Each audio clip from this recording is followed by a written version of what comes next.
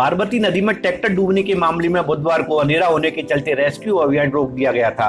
सुबह होते ही एसडीआरएफ की टीम ने फिर से नदी में ट्रैक्टर और उसके 2 सवारों की खोज शुरू कर दी। सुबह 10 बजे के आसपास नदी में डूबे ट्रैक्टर और ट्रॉली को बाहर निकालने में सफलता मिली, लेकिन ट्रैक्टर के साथ डूबे बंटी और पोप सिंह का कहीं पता नहीं चला।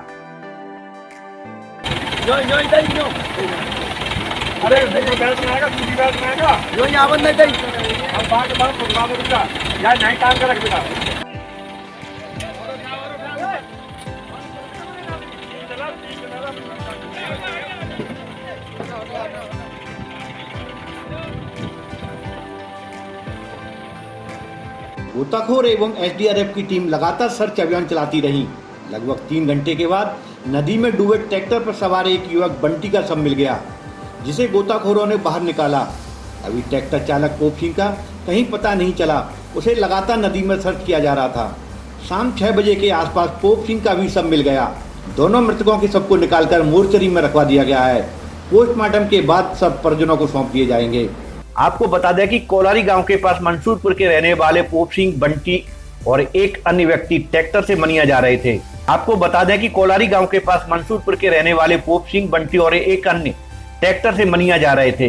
रास्ते में सकवारा की पार्वती नदी की रपट पर लगभग 3 फुट पानी चल रहा था।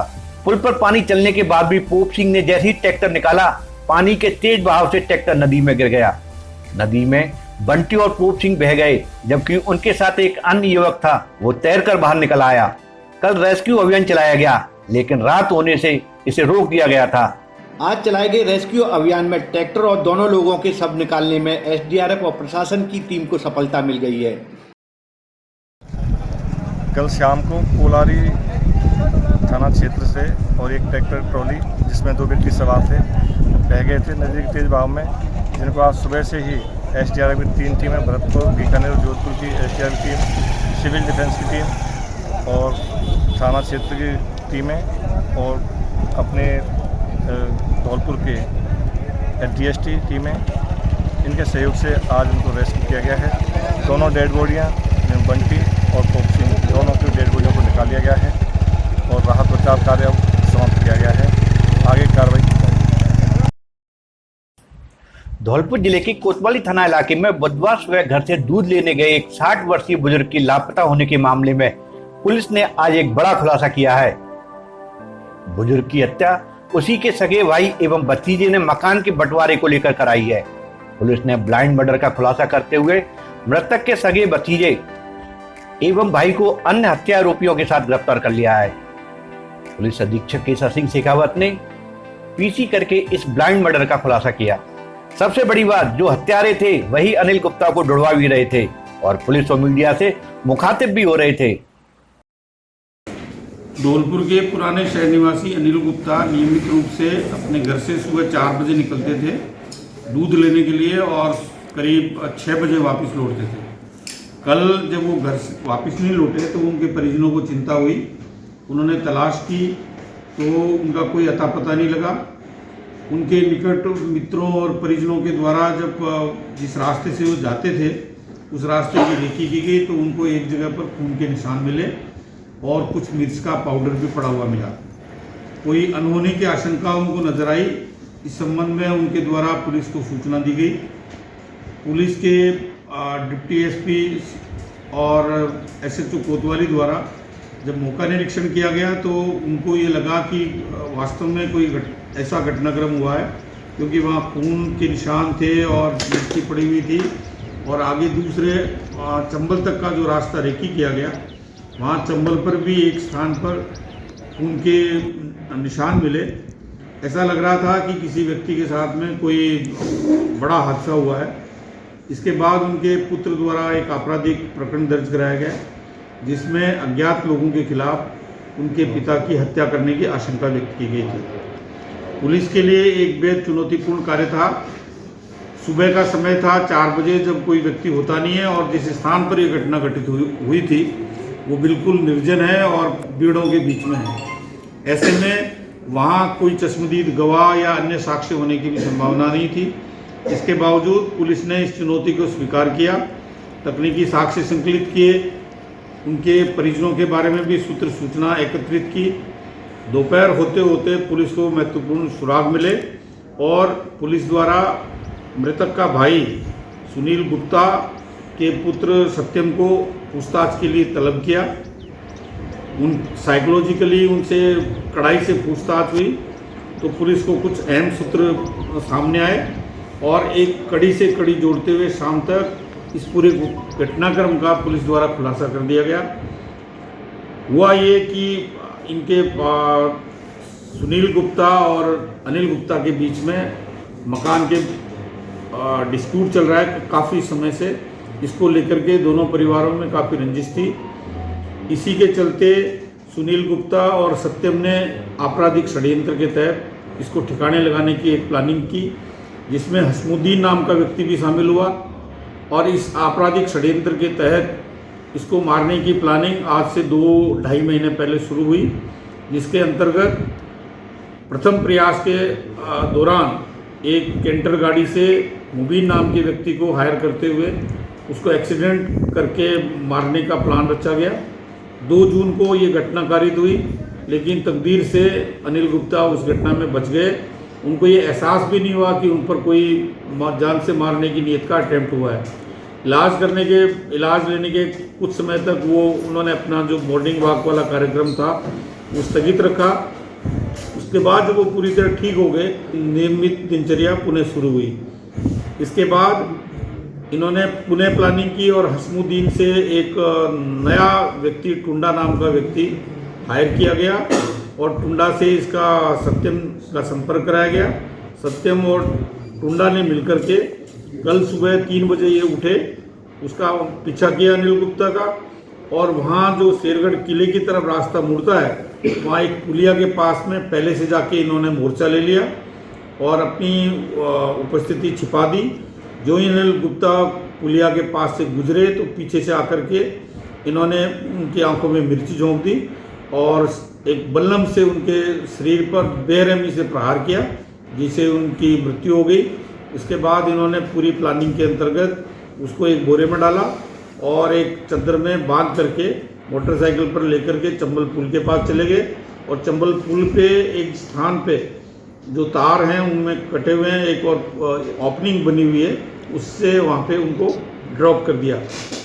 इस पूरे घटनाक्रम में अभी तक के अनुसंधान से सत्यम गुप्ता, सुनील गुप्ता, हसमुद्दीन, मुबीन और टुंडा क्रिमिनल कॉन्स्पिरेसी और मर्डर के अपराध के दोषी पाए गए हैं।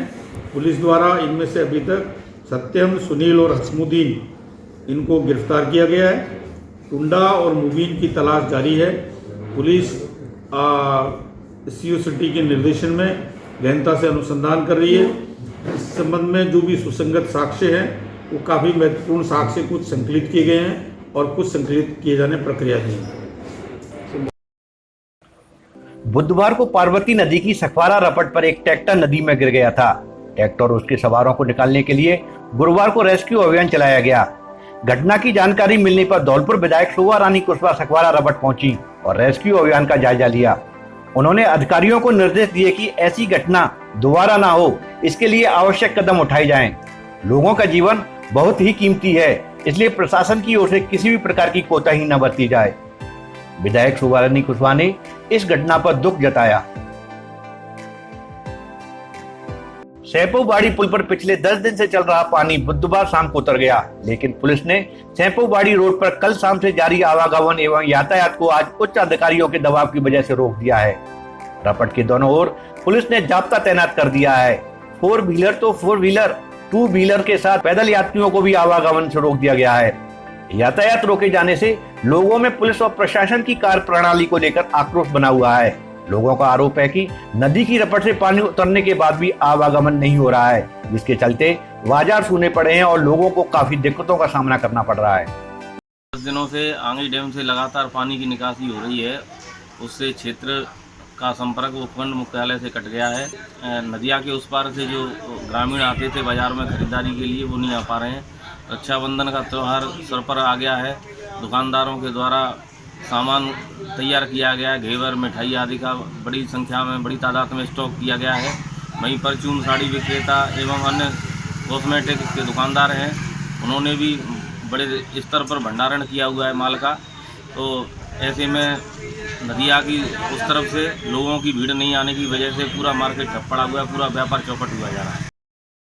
Indian red cross society Dholpur द्वारा जिले में तीसरे चरण में किए जा रहे कोविड-19 वैक्सीनेशन के 100 दिन पूरे होने पर गुरुवार को भार्गव बाटिका में जिला कलेक्टर राकेश कुमार जायसवाल के मुख्य आतिथ्य में कार्यक्रम का आयोजन किया गया। कार्यक्रम को संबोधित करते हुए जिला कलेक्टर राकेश कुमार जायसवाल ने कहा कि धौलपुर में वैक्सीनेशन का एक बहुत बड़ा ड्राइव हम लोगों ने चलाया। रेड क्रॉस सोसाइटी की बहुत महत्वपूर्ण भूमिका रही, इनर व्हील क्लब ने कंट्रीब्यूट किया, बाकी अन्य सामाजिक संगठन भी इस मामले में आगे रहे। और अभी तक वैक्सीनेशन का जो फर्स्ट डोज है करीब 57% जनता को लग गया है और सेकेंड डोज जो है 14% जनता को लगा है। हम लोगों की रणनीति का एक हिस्सा ये रहा कि जो अति संक्रमित क्षेत्र थे धौलपुर शहर और बाड़ी शहर के, उस पर हमने बहुत जोर दिया। और मुझे बताते हुए खुशी है कि धौलपुर शहर में और बाड़ी में करीब 90% लोगों को ये लगाया जा चुका है। रेड क्रॉस सोसाइटी के सचिव संजीव श्रीवास्तव ने बताया कि संस्था द्वारा लगातार 100 दिन वैक्सीनेशन शिविरों का आयोजन किया गया, जिसमें भार्गव बाटिका, बड़ा पीर के साथ ग्रामीण आंचल के बीलपुर के शिविरों में 20,000 से ज्यादा वैक्सीनेशन किया जा चुका है। कार्यक्रम में विशिष्ट अतिथि के रूप में चिकित्सा विभाग के doctor Shiv Kumar Sharma, red cross के उपाध्यक्ष रोहिल सरीन, समाजसेवी सुनील गर्ग एवं इनर व्हील की प्रदेशाध्यक्ष राखी देसाई एवं स्वाति गुप्ता मौजूद रही। एक निजी बैंक की ओर से यूथ आइकन बदलाव कार्यक्रम का आयोजन किया गया। कार्यक्रम के मुख्य अतिथि नगर परिषद सभापति खुशबू सिंह थी, जबकि विशिष्ट अतिथि डॉक्टर दीपक जिंदल, व्यवसायी अभिषेक मित्तल एवं समाज कल्याण विभाग के सहायक निदेशक विश्वदेव रहे। कार्यक्रम का उद्देश्य युवाओं को आगे बढ़ाना एवं सामाजिक रूप से जो युवा समाज में अपना महत्वपूर्ण योगदान दे रहे हैं उनका सम्मान करना था। इस मौके पर विवेक मुदगल, अमन अग्रवाल, राजेंद्र एवं उपभोक्ता मौजूद रहे। चंबल बाढ़ग्रस्त क्षेत्रों में मौसमी बीमारियों को ध्यान में रखते हुए मलेरिया, डेंगू जैसी बीमारी नहीं पनपे, इसके लिए आज खंड मुख्य चिकित्सा अधिकारी बाड़ी डॉक्टर गब्बर सिंह मीणा के द्वारा 4 टीमों का गठन किया गया। टीम प्रभारी हुतम सिंह के साथ बाढ़ ग्रसित गाँव में फॉगिंग कराई गई। उप स्वास्थ्य केंद्र कस्बा नगर के गांव गोटियापुरा, जोगियापुरा, भगतपुरा एवं सेवर क्षेत्र के गुर्जा खिरकारी में गुरुवार को फॉगिंग कराई गई। इस अवसर पर अनिल कुमार, सुनील, ANM, मेडिकल कर्मचारी व गाँव के स्थानीय लोगों का सहयोग रहा।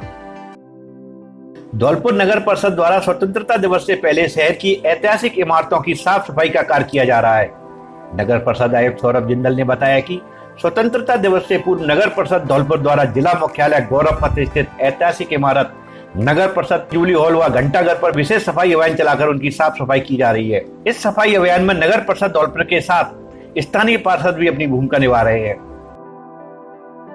धौलपुर पुलिस द्वारा चलाए जा रहे धरपकड़ अभियान के तहत गुरुवार को कंचनपुर थाना पुलिस ने थानाधिकारी देवेंद्र शर्मा के नेतृत्व में कार्रवाई करते हुए लूट के एक आरोपी राम लखन गुर्जर निवासी वीरपुर बरही डांग को गिरफ्तार किया है।